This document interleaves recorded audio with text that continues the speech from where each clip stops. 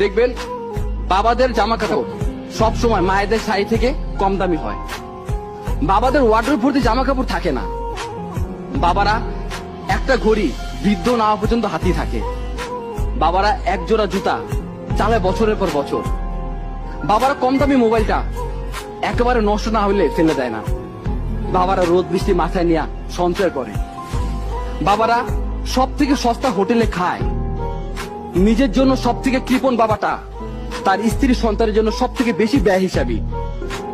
বাবারা একেবারে বাধ্য না হলে কখনো না বলে না। বাবারা ভালোবাসি এ কথাটা বলতে জানে না, করতে জানে।